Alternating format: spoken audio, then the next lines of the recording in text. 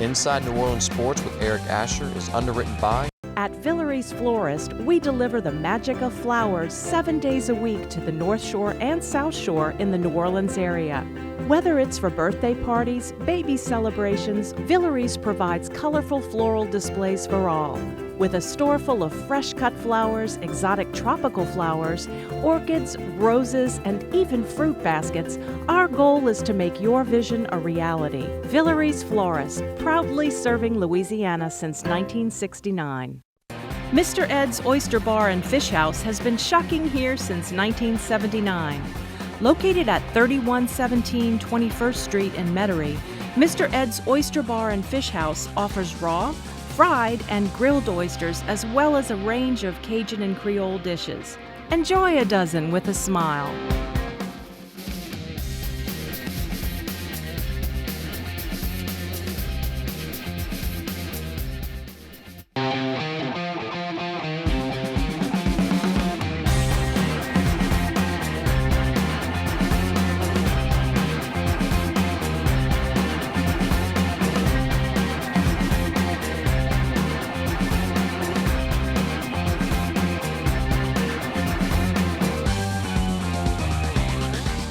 Good evening and welcome to another edition of Inside New Orleans Sports on this Halloween night. Hope you're enjoying your trick or treat.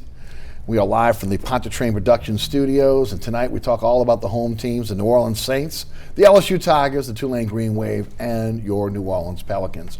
To break it down for us, always a great panel. Tonight, Michael Fazende from Fazende on Football podcast. He joins me also every Friday on my radio show.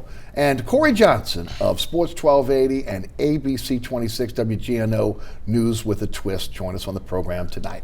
Gentlemen, welcome to the show. Thanks so much for coming down tonight. I hope you guys are enjoying your fantastic Halloween celebration. Enjoying it like always. I've got my usual costume on with the makeup, you see. Well, you do look a little orange tonight. I'm doing my best to be able to emulate the president. Nice. Goes with your flesh tones. Yes, it is. But Michael, we'd like to start off telling folks a little bit about what we're involved in. Well, take it away.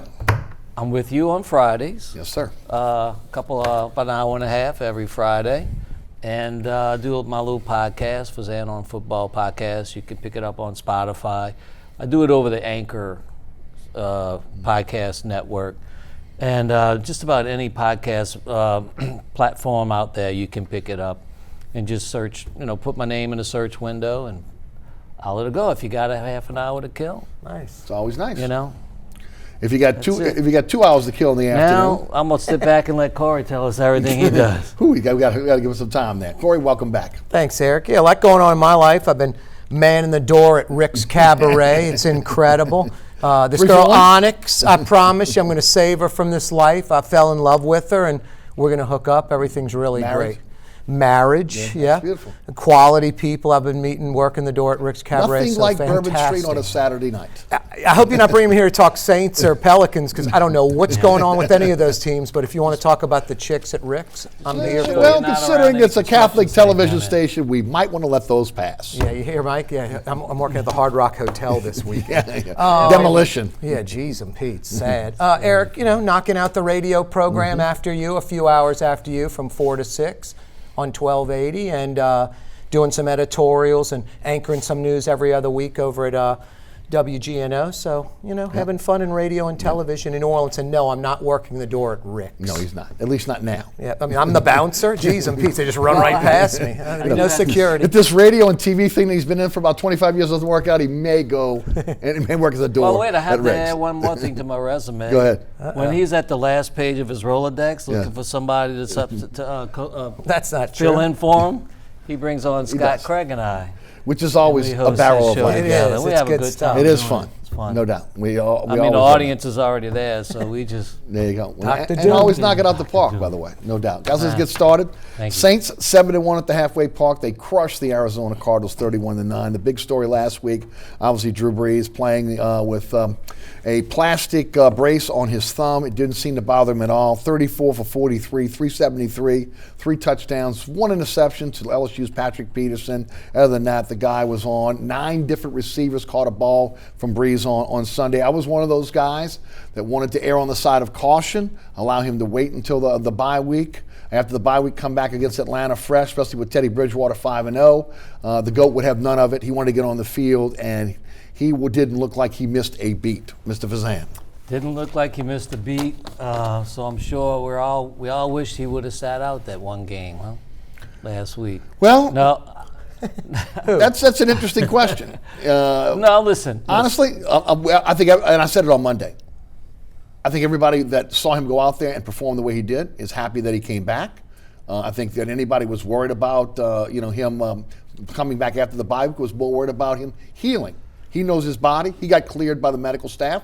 So well, just to remind Dr. Doom out there, he said 10 weeks. Yes, he did. Remember that? No, he always exaggerated it just a little bit. He said 10 weeks. Stick to the sandwiches. Yes. This one wasn't that shocking to me at all, Eric, to be honest, just because it's not yesteryear's medicine anymore. It's not the extra week to heal and all that stuff. And if you listen to the all week long, a bunch of things were said. Breeze was like, it's not going to heal for 3 months. So this, ligament's probably stronger in his thumb than ours without the surgery because it's got that, splint on top that holds it all down. So I think it was a case where couldn't make it worse. Better chance of injuring the ligament on the other hand, banging it against the helmet, than re-hurting this one. So couldn't get any worse.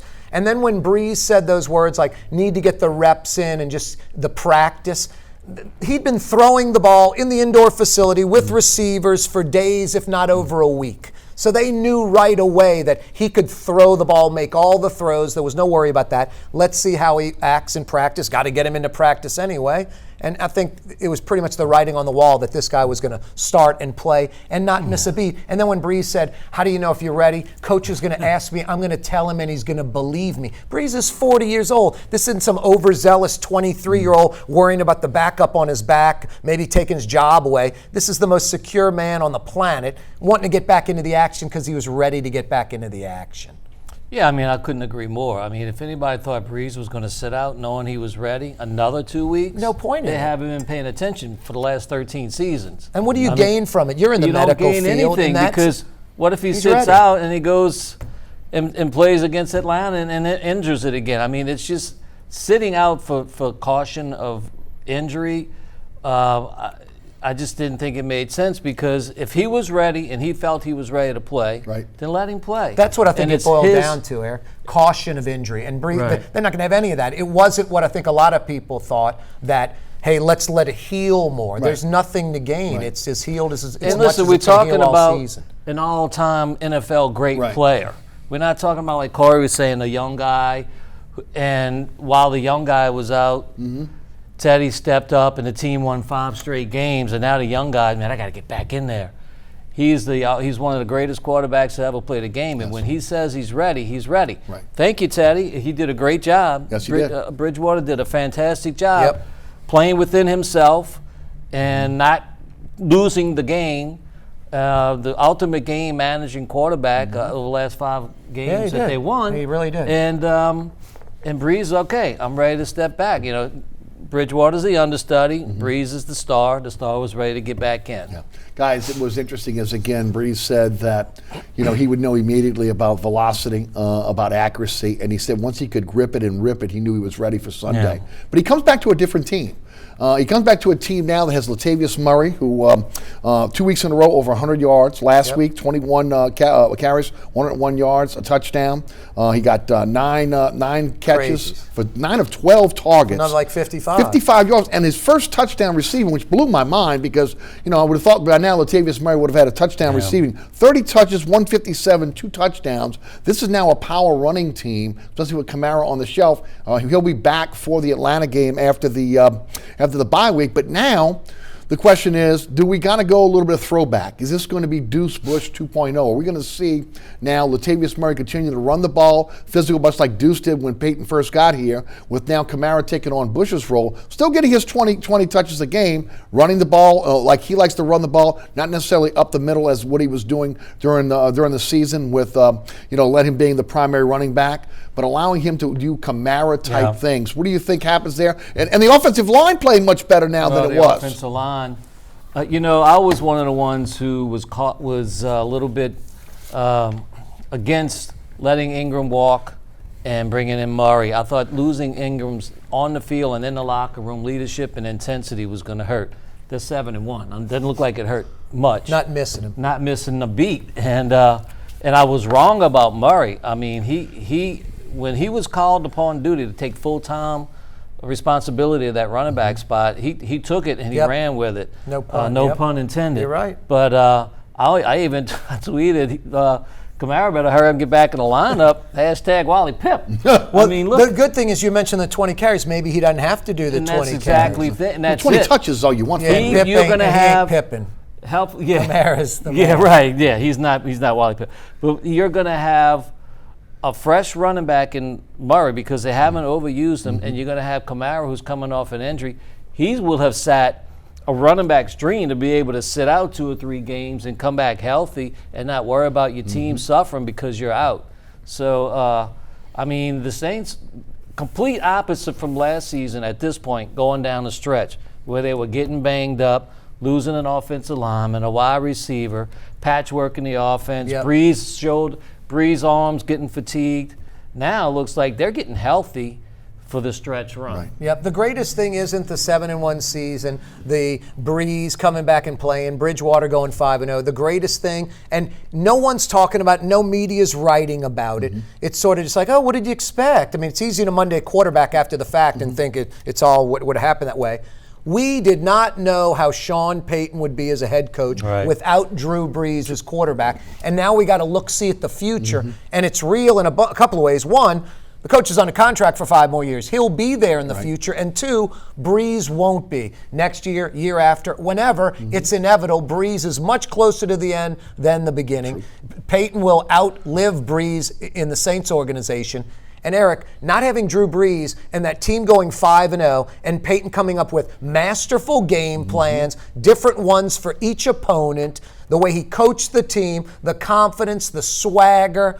I mean, it looks promising post-Brees Saints that Sean Payton is the man. Now everybody's assuming, well, what were you expecting? Well, it's a little different than Brees coming back from an injury. Right. Yes. You got the greatest quarterback in the, one of the greatest in the history of the game, the greatest player to ever play for the Saints, most important position, Super Bowl MVP. You didn't know how it was going to be without him. And Peyton's proving a little taste, 5 games. Yeah. My God, the future looks bright with Sean Payton without Drew Brees, and that was an unknown forever. That's the first thing I thought when Brees went down. I said, now we're going to see what kind of coach Sean Payton is. He earned it, huh? And he earned it. I mean, Jeez. he's got my respect big time. Not that he didn't have it before. No, but it's up another level, But Mike. it's just, the reputation of him being a great coach was just sealed because it's Bill Belichick like. Right. I mean, It when is. you lose your starting It is. Hall of Fame quarterback in the meat of the season and the schedule you have. Oh, no doubt. It's not like they were playing NFL's equivalent of cupcakes. 4th toughest schedule in the NFL. All playoff teams. Right. I mean, Even dare I the say Cardinals it, are borderline playoff team. Well, they're in a tough division, but maybe it's they were playing Peyton's better. Saints team now and not Drew Brees' Well. Saints team now. And we're like,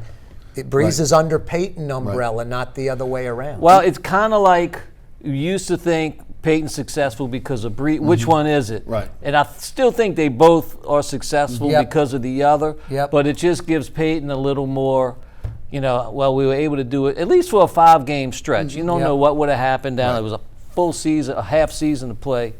But I want to mention. I'd be remiss if I wouldn't mention the defense. Right. Defense. We'll I get mean, that in a the moment. defense is outstanding. Yeah, We'll get that in a moment. Let's talk a little bit more. We'll talk about the offensive line, how they've played. Then again, look, it's an offensive lineman's dream to be able to, again, block downhill for a powerful running back, a guy that can go downhill. Give a shout out to New Orleans' own Will Clapp, what he's been able to do. He's Versatile. taken over Zach Streif's tackle eligible, 64 tackle eligible. When they go that heavy package, they are hard to stop. Plays tight end, plays You know, guard, plays tackle, and look, center. Eric McCoy got hurt in the game. Boom. Brought him in. They didn't miss a beat. Did you see any? There Not was even no his drop-off. confidence level No was drop-off. high. No drop-off at all. Wasn't nervous. And look, we'll find out what's going to happen with Pete next at the end of this season. Love to see him come back, but if he prices himself out, Clapp is now your guard. Hey, even the Teron Armstead hold before the half, Right. which was weird. Breeze running out all the time was sort of uncustomary, but then it's Breeze and he throws a touchdown. Teron Armstead called for holding. That hold was, I'm not saying he did it on purpose. He doesn't hold, Breeze gets clocked, and there is no pass and a touchdown. So He's protecting his quarterback at all costs. kind of, and even if he wasn't, there wasn't going to be a touchdown. Right. Breeze would have gotten sacked, and it would have been end of the half. No sacks. They gave up no sacks. It was 59 straight games in which the Cardinals had a sack, and there were no sacks. Only two hits on Breeze on Sunday. The Saints go through the trading deadline without making a move. A lot of people thought they'd go out and get a wide receiver. I think it's because of the emergence of Taysom Hill. Taysom Hill now has proven that he can catch the football. Peyton and Breeze are more willing to throw him the football. It gives them another weapon. Hopefully Traquan Smith will come back after the break here and get back on the field. You know, one of the things that was talked about over and over again, they need another pass catcher. But, I mean, look, to me, I didn't think that Hill would be a guy, Taysom Hill would be a guy that would come in and catch the football as effectively as has, but he has. Yeah. And it's another weapon now for Breeze. When you start talking about Thomas, you talk about Ginn, you talk about Cook coming back, what Hill has done in the interim, and of course now Taysom Hill, how he's emerged. And oh, by the way, I didn't even mention Kaare. Another weapon for Peyton.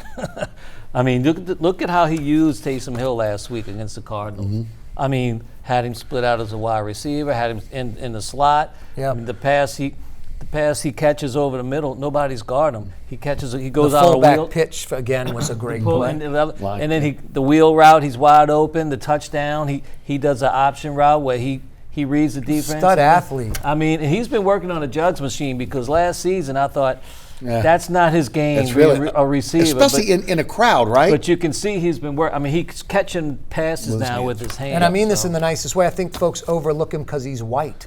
Like, no, he's just a great athlete. I don't care if he's white, Chinese, whatever. Well, the 7 also makes him think it's a quarterback. No, exactly, Eric. Okay. Plus he's 220, like he's big. Right. He's tall. He's big for that position. He takes positions. It to people about to tackle him. He He's a gives beast. it to them more than they give it. He's like a fullback hitting, but he runs a 4.40. It's unbelievable. I think it's look again. I know they didn't have the draft picks. You would have thought that they could have got a deal. Maybe they would have done it. Nothing was really there for him. I think they looked to Hill more in the second half of the season as a wide receiver, as an all-around playmaker than maybe they did last year. Traquan Smith, some of these other guys coming back from injury, the 2 guys that caught some balls, the nobodies that caught balls last week. Austin Call was out the witness protection program. Come on, exactly. Yeah. And then Eric, I mean, coupled with Breeze and the history of the Saints, I mean, up until, Michael Thomas, that whole Breeze Peyton era, you never had a Pro Bowl. Forget about all pro. Yeah. Never had a Pro Bowl wide receiver. Right. So it's John Doe running routes and shagging 60 balls. I think Breeze's excellence in making average players better, coupled with just the numbers they have, they didn't need to, mortgage the farm to go get A.J. Green or even some other guy. And this is how it's locker room, all that too. Getting back to how it's who does Peyton make Breeze or the other around. Mm-hmm. Peyton understands the playbook is wide open now with Breeze back. Great point. With Teddy, he had to condense it a little bit, play within Teddy's strengths, avoid his weaknesses. And I mean, what's Breeze's weaknesses? I don't know. No. Maybe he's not really the most mobile guy in the world at 40, but it's not like he's immobile. And listen, if he needs to be mobile, he can be. Right. And last thing you want is Breeze running. What's the point of that?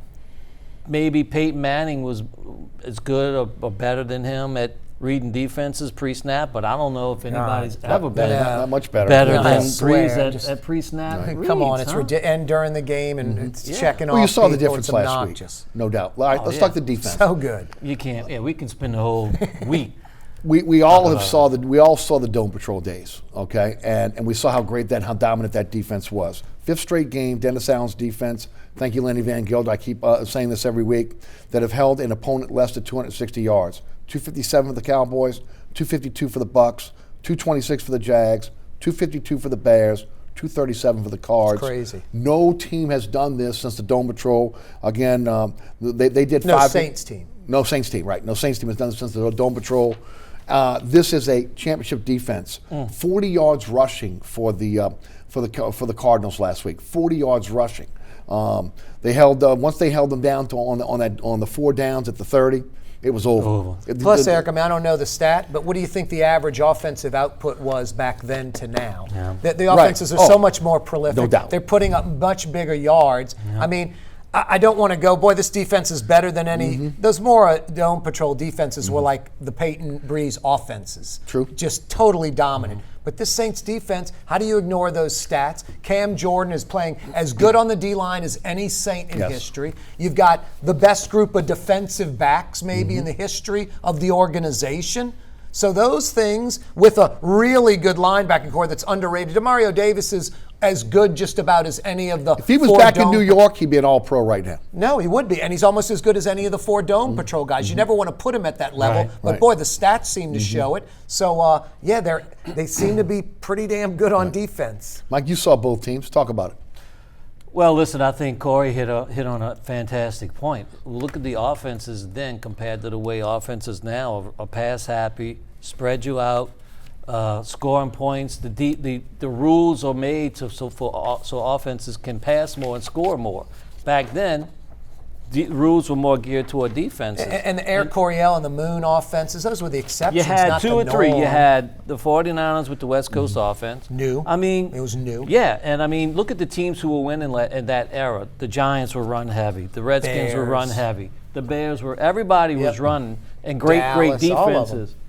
And 49ers, and like you said, Air Coryell were the exceptions. Now everybody's Air Coryell, just about.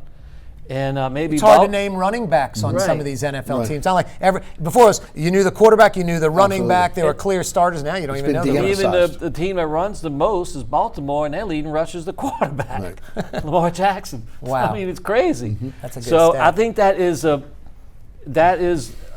it's more impressive what they're doing now when you think about the offenses, but they don't have the quarterback talent now that they had back in that era. When you talk about Jim Kelly and Joe Montana. No, you're right about the quarterback talent was off the charts back then. Right. Every team had a good one. Everybody had a good quarterback. They pulled a Carl Smith gimmick the other day, too. 38-minute time of possession at 22. Right. That's that power running game. Insane. Right. Guys, this defensive line is deep as we've seen on the Saints team, and, again, getting better. And then the other part of it is the youth of this defensive line. Yeah. When you talk about, again, guys that are still in their first contract in a lot of cases. It's been an amazing transformation and something that Jeff Ireland, Mickey Loomis, and Sean Payton had to realize they had to do. They had to get better on defense. They spent a lot of first-round draft choices, a lot of high draft choices on the offensive side. Even when they tried to do it on the defensive side, those guys were bust. Once Ireland came in, this thing turned around in terms of, again, cultivating talent. Listen, the defensive tackle position is the solidest it's ever been. I agreed. Maybe since the Tony Elliott days back in the day. And it's been such a void the entire Peyton Breeze era. You just run up the middle on the Saints year in, year out. And to me, that's where you build a defense. It always starts in the middle. And if you got the defensive tackle spot solidified, David Onyemata was a great draft pick. And what a play last week, that 4th and 1. Oh my goodness. And we're kind of like, who's this guy from Canada they drafted? But we know why they picked him. He was a fantastic athlete, big and strong. And to me, that's where it all starts, because if you can't stop the run, Corey, you don't have a defense. Yep. If you can't stop the run, you do not have a defense. Let's talk a little bit about the second half of this season. Saints 7-1 going into the break. For the first time in a long time, it's been a perfect bye week.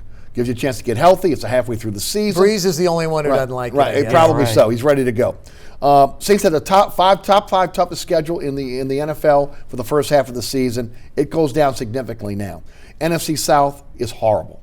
Okay, yeah. You've got 5 games against NFC South opponents in the second half. You go to Tennessee. You've got 2 games at home against playoff contenders. You take on the Niners at home. The Colts. That Niner-Colt thing is nice. It's back-to-back. Those are good teams and good games. Niners on a Sunday, come right back on a Monday night, you take the Colts. Awesome. Possibly that game could be Niners game could be flexed tonight. I think you would it's think Seattle. It would be. They're 7-0 right now. Seattle and the Rams also are supposed to be in that Sunday night game. We'll see, because of the Los Angeles market, they may want to stay there. But it definitely probably be flexed to 3 o'clock, 3:30, no matter what. It is a much easier road for the Saints in the second half of the season. How do they do?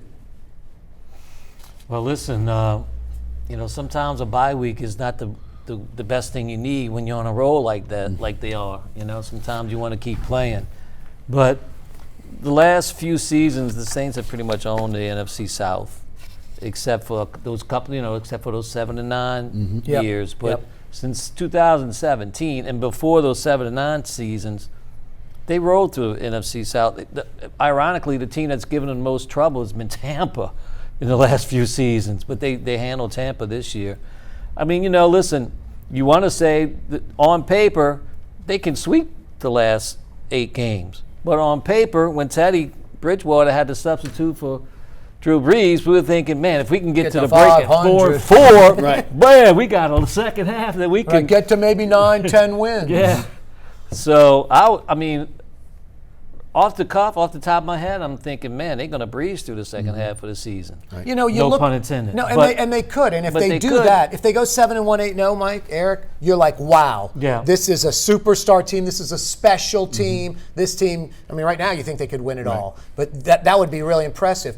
Percentages, conventional thinking. Right. 6-2 is probably what they're going to do. Right. Hell, they go 5-3. They're 12-4. Yeah. Who's complaining about 5-3? No Saints team has ever won 14 games, right? No, not in the regular season. Not in the regular That's season. Right. No, That's right. 13-3 is the best. Right. And it's weird. No Peyton team, I think, has won 12 regular. It's like 11-13. They skipped that number 12. But no, I mean, could they have wrapped up the division by Thanksgiving? Tell you what, Eric, I mean, considering you got all these by December 1st, first week in Play December, the they're wrapping up the division's wrapped in up. Atlanta that night. Right. Saints have to lose all their games. Falcons or somebody, and I mean the Falcons, obviously they stink. Carolina would be the only ones Carolina who would give have them to run the table, Right. some gimmick like that by first week of December. So I think it'll be done. But no, they're 7-1. You want to go, God, they could go 7-1 again. I think you just go with something like 6-2, and then they're 13-3. They're the number 1 seed. They got to bye throughout the playoffs. San Fran's going to lose some games down the stretch. If they're in a tough division. If they've got it wrapped up, they'll start resting players toward the end of the season. It depends on if they're playing for a seed. Right. Well, they'll be playing for the number 1 seed. If you're playing for the number 1 seed, you can't Super start Bowl resting. year, they lost the last 3 in a row. Didn't even care. Didn't even phase them.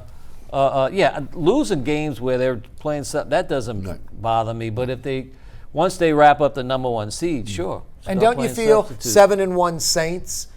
It's in 7-0 New England. It's 7-0 San Fran. And I mentioned the Rams and Seattle. It'll lose some games down the stretch. I mean, and then the Saints and Niners play. So that when the Saints control their destiny. They beat the Niners straight up. The fluke. Both those teams finished 15-1. Saints have the 41. Gentlemen, I happen to have it right here. The 49ers play the Packers, the Saints, the Seahawks twice, and the Rams. Toughens up. It toughens up for them. Okay, they've had a 4th place schedule. The only winning team they played thus far is the Rams. That's it. And the Rams are struggling a little, trying to get it back going again. The Rams are 5-3. 500 with those clubs.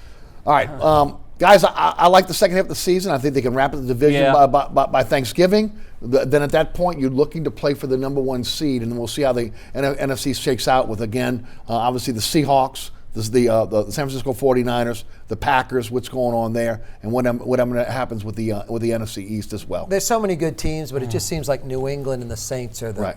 Well, I'd love to have. I'm the Saints. I'd love to have New England's schedule.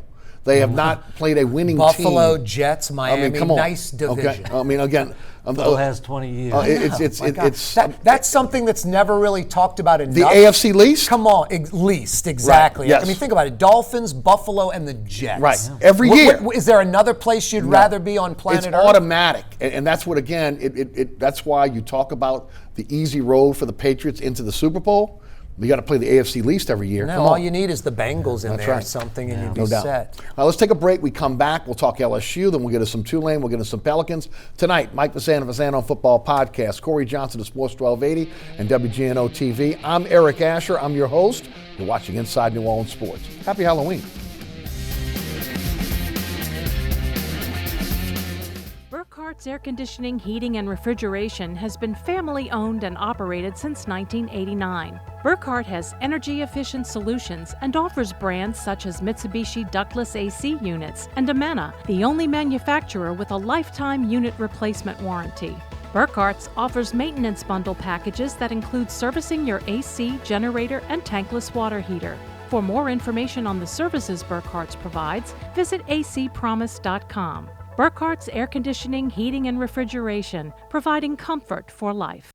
Located at 3701 Iberville Street in Mid-City is Katie's Restaurant and Bar. Open 7 days a week, Katie's offers daily specials for lunch, dinner, and Sunday brunch. Serving New Orleans cuisine such as fried shrimp platters, grilled redfish, and a fully stocked bar.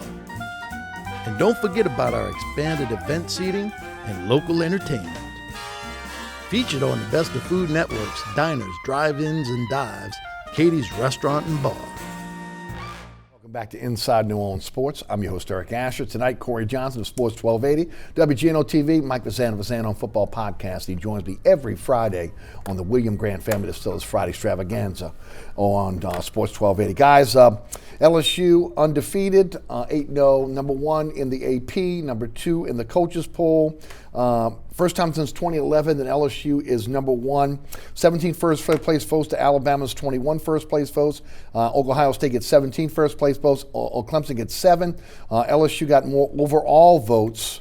That's insane, though, right there. Talk about it, if you would. LSU's got 1476. Alabama's got 1474. Ohio State's got 1467.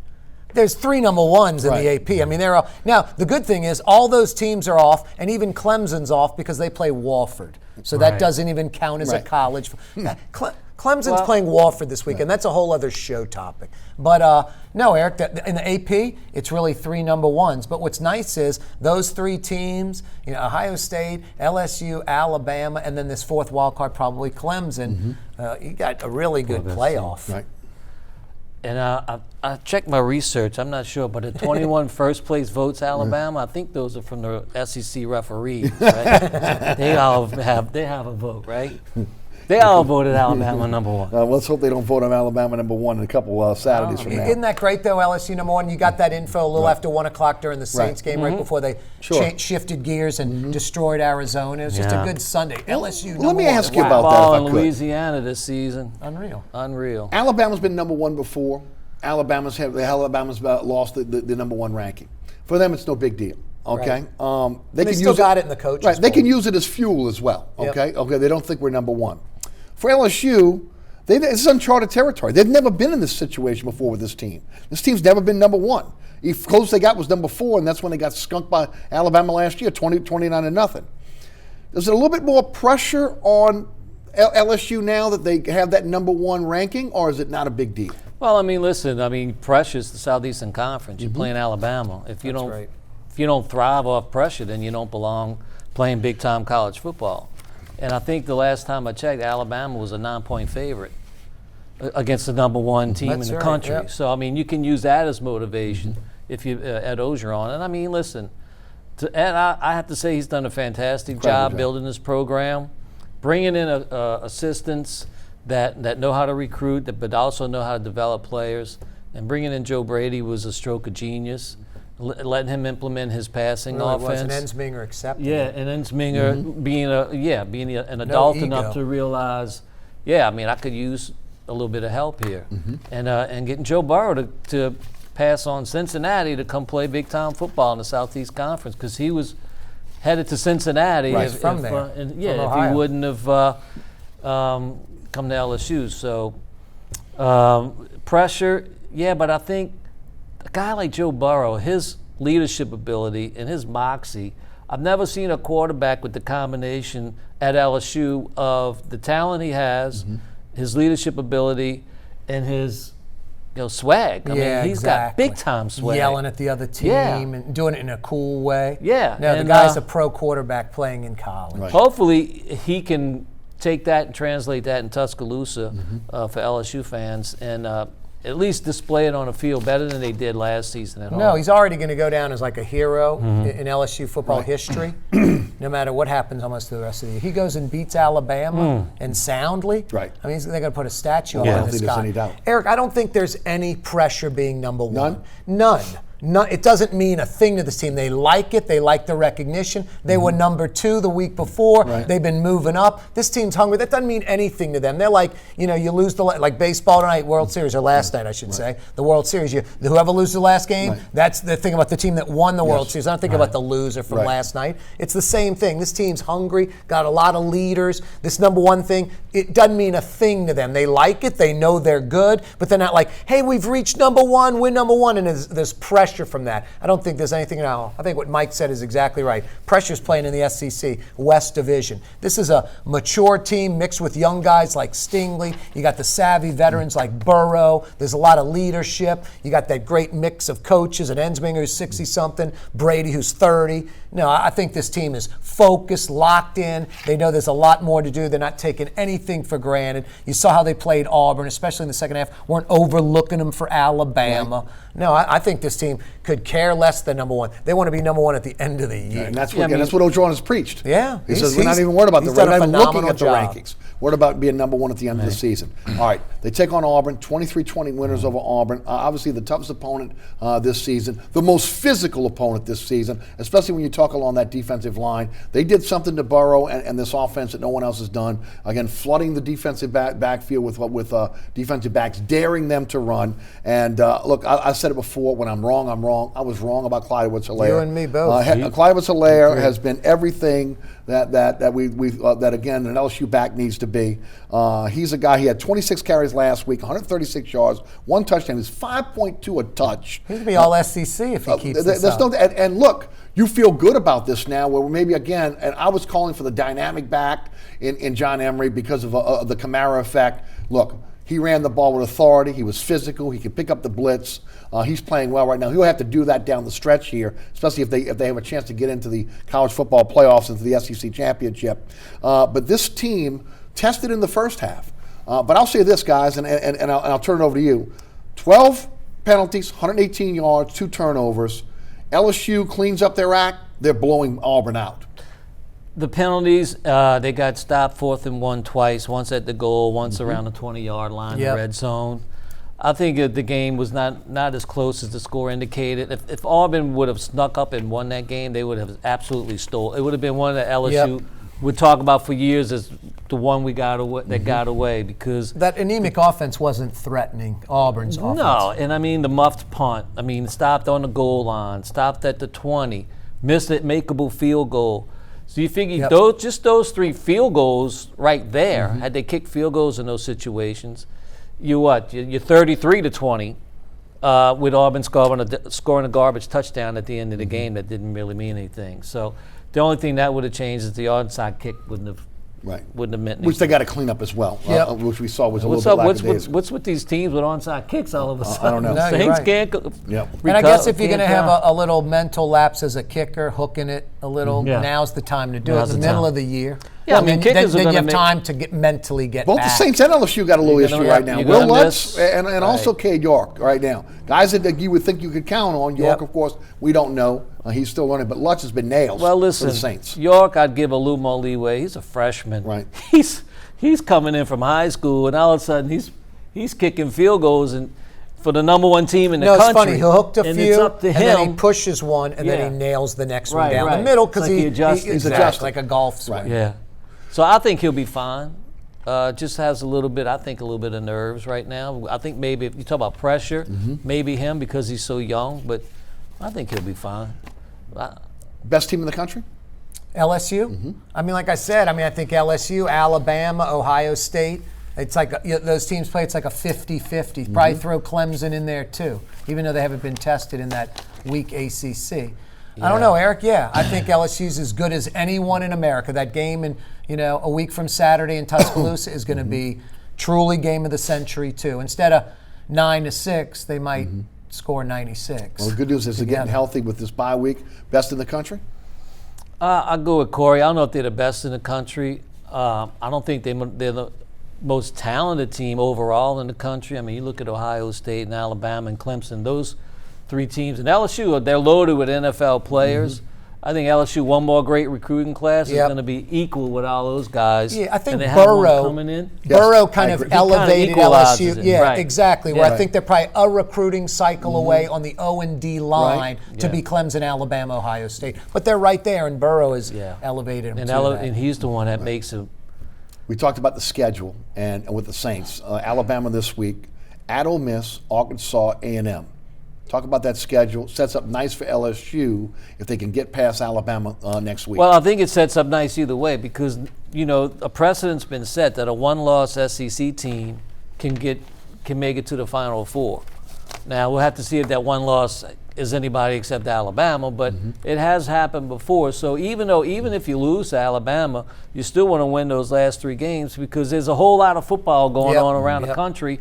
Teams can lose, you can move up, strength of schedule. LSU's got to be right up there. I mean, LSU loses like 9-6. They've got the best resume in the nation right now, Mike. Yeah, totally. No team has played 3 top 10 teams and beat them. And beat them all, right. There's going to be a 4th now next week. Top 10 teams. So if they win that, then again, that means no team has won against 4 top 10 teams in the country at the time that they played. I think if LSU goes 11-1 and they lose to Alabama like in overtime or last second field goal, how do you not put them in the playoff? Right. No, I agree. Exactly, I agree, 100%. I'm going to give it to you first, Mike. Break it down for us. Give me your thoughts. What's going to happen a week from Saturday in Tuscaloosa? Well, I mean, look, it all depends on what Tua, if he plays or not. And I think even if Tua plays, he's not going to be 100%. But he's got an unbelievable arm, and he's incredibly accurate. But Alabama, their schedule, I know we say this every season, it seems like it, but their schedule does not make them battle tested, and LSU is. I think LSU will be. Alabama's defensive backs are susceptible to LSU's passing game. If their offensive line, who I think has been playing great, they played great against Auburn, who has talk Monsters about NFL. That might be the best front in America. And against Florida, who has really good defensive linemen. If they can give Burrow a little bit of time to throw the ball and get those wide receivers out there in their pass, their patterns, their routes, they can give Alabama fits. Nick Saban's Alabama defenses have trouble with NFL-type quarterbacks. Look at the ones that beat them: Deshaun Watson, Trevor Lawrence, even Oklahoma a few years ago in the Sugar Bowl. And they haven't faced a quarterback with an offense like this. Utah State in the Sugar Bowl. That can't be throwing it all over. I mean, they haven't faced a quarterback with an offense like this at LSU since Saban's been there. Break it down for us, Corey. No, I think all that's pretty accurate. I mean, look, Alabama year in, year out has a team like LSU has this year in, year out. So LSU finally has a team like equal to Alabama and can go compete with them. So I guess you could say it's like a 50-50 shot. And then you may give Alabama an edge because they're at home and all that kind of stuff. But also the flip side of that, Alabama, they're used to winning. They beat all these teams. They do it all the time. They just think this is another LSU team coming in that happens to be really good. And then they look back at the history of 2014 and 2012 and overtime loss and beating LSU right at the end and those kind of things. I think Alabama has sort of a confidence that might hurt them right now because Burrow and LSU's offense is running so well. The defense is improving every week. I mean, honestly, they're such evenly matched teams, Eric, and maybe I'm being a little biased, but I think because of health, LSU's offense is a little better than Alabama's. Tua's going to play. I don't think he'll be 100%. He won against Oklahoma last year, was still really effective. But LSU's healthy, so I give them a little edge because of that. And then on defense, LSU's a little healthier than Alabama, too. So and Alabama just lost their starting tight end for 6 weeks. Yep, and you got this kid from U-High playing linebacker that didn't play linebacker ever in high school. He's a freshman, so they're kind of getting thin in some positions. I just think LSU isn't thin like that. And Burrow takes them to another level with Tua being a little hampered with the ankle. I think it's going to be a total war, and it's going to come right down to the buzzer. Let's shift gears to Tulane, 41-38 losers to Navy. Now 5-3, 2-2 in the AAC.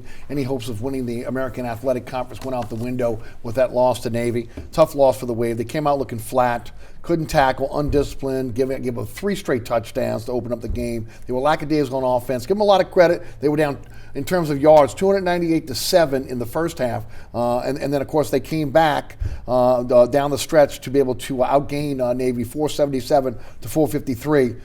But again, what really crushed them was the last minute and 1 second, allowing Navy to go 44 yards for a touchdown, running it right down their gut. They play Tulsa on Saturday. And when you look at the schedule that's coming up for the Green Wave, to me, the best opportunity, and this is hard to believe that we were even saying this now based on what they did before, for them to go bowling, I think they have to win this week. They are at Temple. They come back with UCF at home, and then they finish at SMU. Yeah, those are all bowl That teams. is tough sledding for the Green Wave right now. That's kind of come back to earth a little bit. Hopefully, again, look, they showed a lot of pride coming back against Navy, but you can't let that one slip away from you if you're truly going to be a contender for the American Athletic Conference crown. Talk about the Wave. Listen, I mean, you just ran those teams down. This is a tough conference. Yes. I mean, this is not an easy conference to get through. Even Tulsa, usually they have a pretty good team. At least they used to give Tulane fits all the time. Tulane beat them last season. But you could be right, Eric. If they don't beat Tulsa, it could be another one of those seasons where, you know, you were riding high Coulda, at woulda, 5-1. shoulda. No, it's a must win. This is a must win. It really is. You know, it's not so bad. It's not so bad that you lost to Navy, but you lost to them coming off the heels of that terrible game against Memphis. And you think, you know, you would kind of regroup and go to Navy and put on a better showing.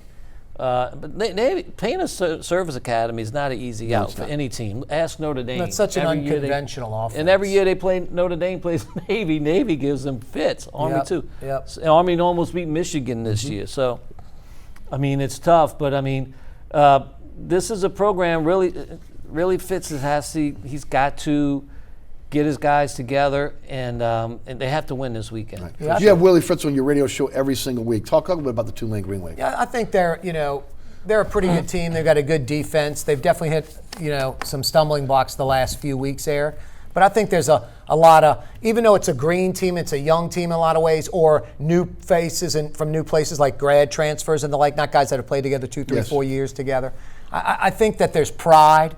And there's, the team was very bummed out about the Navy loss, allowing the drive and the field goal at the Fritz end to said so lose on your the game. show, right? Yeah, he was upset. He said couldn't hear a word on the plane flying back. Everybody was just ticked off, which he thought was a good thing because, the team has this confidence and this level of what they expect to do, and they didn't do it. And they know they could beat Navy, especially, what was it? They outscored them like, 28-7 or something like in the that. second half, yes. Yeah, so. I mean, it came down to, again, a 44-yard field goal with time expired. No, exactly, Yeah. and they blew it, and they got beat. But I think there's a pride in this team. I expect them to beat Tulsa. They should beat Central Florida. That's a kind of 50-50 bowl team. The other two are tough. SMU's undefeated. Temple's got one loss, and they're really, really And good. you're playing at Temple. No, and those are bowl teams. So I don't know, Eric. You go 500, you're 7-5. You upset Temple or SMU, you get to, one more win, maybe 8-4, where I think a lot of folks were hoping they would be. Especially after the start. Yeah. The thing is, the Tulane schedule looked tough in the beginning, easier in the second half. It actually flip-flopped on them. Yeah, And they've run into this losing And streak lately. this is a Tulane program that's still learning how to handle winning. Yep. It's so hard to build a winning culture when you've been down for so long. And then every now and then you have a winning season and go to a bowl, but you're right back to where you were the year before. Yep. And building on Tulane's bowl win last season, I thought it was Coach Fritz's a tough thing for him to keep him that winning culture, to keep building it.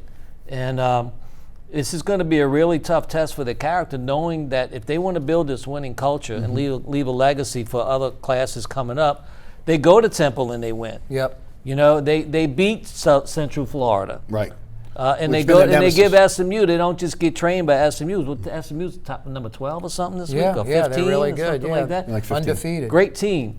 So you don't just get blown out by SMU. And I think you get a nice bowl game, you win that, and that's how you start building that winning culture. Right. To me, they're not there yet. Yeah, they need a recruiting class or two more, and then I think they'll be there. But yeah, Eric, these are tough ball games. I think a lot of folks, the way 3 weeks ago, the Wave was 4-1. Oh, come on. So they're like AAC champs, Right. thinking like that. Yes. Now, 3 weeks later, it's like all of a sudden this bowl eligible thing is. You're looking to get one more win. Exactly. So No doubt. I think they get it. Expectations have shifted a little bit. Yeah, I think they think they beat Tulsa, and I think they're going to win. They're going to beat Tulsa and Central Florida, and one or the other. Yeah, it's one way or They'll the other. I win mean, they 3-1 put their games. 8 on the card. They got their double, think they triple get their bogey. 8. Right. They're going to get some pars going now. Yeah. We'll By the way, see. guys, that was a 48-yard field goal at the end by Nichols from Navy. Guys, before Say his first name, Eric. I have no idea what his first name No, is. his first name's like not pronounceable. Okay, but yes, go right. on. Because and I wasn't going to try it either. All right, guys. Before we move to the Pelicans, the lack of attendance and people getting out to the Tulane games. We've all talked about this. Okay, you missed a couple generations of Tulane fans. Yep. The old Tulane fans now have died off. You didn't send free tickets to the schools and to the playgrounds to keep it going. You had the little bump in 1998 where they went undefeated, and after that it's been downhill. Again, it's a beautiful facility on campus. Students should be able to go walk to there and enjoy it. Heck, football fans in New Orleans should want to do that. Tulane has got a little bit of a winning season going right now. What's it going to take to be able to fill Yeoman? They got to keep winning. I mean, winning breeds interest, and winning breeds people wanting to go. Hey, this team's pretty good. Let's go check them out right there. They're right down the street, or they're down in the let's go uptown, make a day out of it. I know when I was a kid, I don't know even they do this. If you were a scout, you got in the game for free. We all did. Cub Scouts. We were Boy Scouts. You were a Tulane water boy. I was a Boy Scout. The only reason I was a scout was because I got to go to Tulane games for free for a while. At least he's honest. But I mean, I don't know, did they even do that anymore? Right.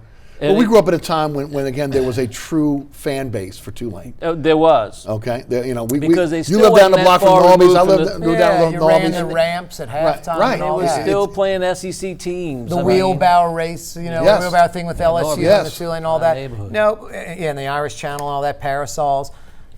You mentioned it. A few decades of just inept, crappy football. You've lost a few generations of kid.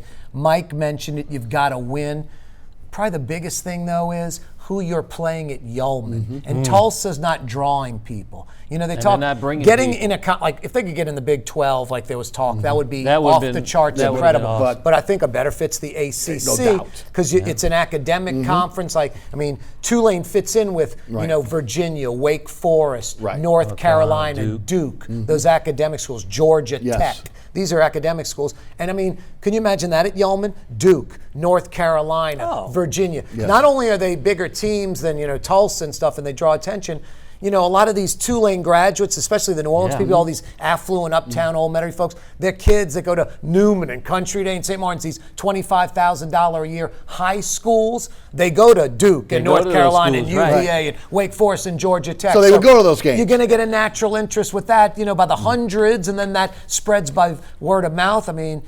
Those uptown people talk sometimes. would agree. And then all of a sudden the momentum takes off. And if you're in the ACC, all of a sudden, or Big 12, the recruiting crazy, takes another level notch. up. And then LSU's like, no, we don't need another big-time conference team And in then our this state. season, guys, let's be realistic about it. For the first time in Tulane football history, you got not one, but the first two games ever on ESPN or ESPN2 at 6 or 6:30 No, I on a agree with Saturday Prime time. night. Yeah. That's unheard of. Unprecedented. So you get more of that, and all of a Yeah. sudden everything takes Let's shift off. gears to the Pelicans with the time we have left. But I will say this real Go quick. ahead. College attendance around the country is off. Plummeted. It is. No, Well, everywhere. Because of that. Unlike when we grew up, ESPN. there are so many choices now. Yep. Okay, and most people Yeah. would choose to stay home and watch it on their television than to go to the games. And then now. the television. Right. It ain't That's a little it. 26-inch Right. tube. You thought Come you were on. the bad boy Right. with the 26-inch Mitsubishi. Now- That's a tube. Come on. You got the 70-inch flat You and I went to screen. your friend's house this weekend, 75-inch TV. And the TV's and on the top. TV's on top. Get out of here. watching 2, 3, 4 games at once. No doubt.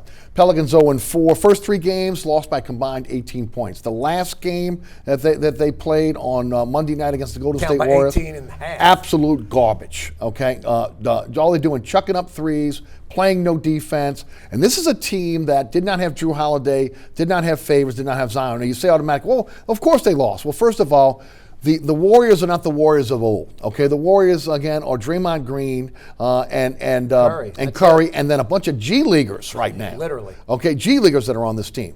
The Pelicans were playing a lot of their backups, a lot of guys that are going to be vying for playing time when they're shortening that bench down the line with Alvin Gentry. They didn't come with energy. They didn't come with any kind of care or worrying about, again, winning the game.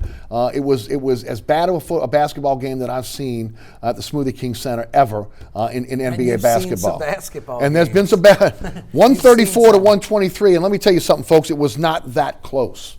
47 threes chucked up by the Pelicans. 47 threes.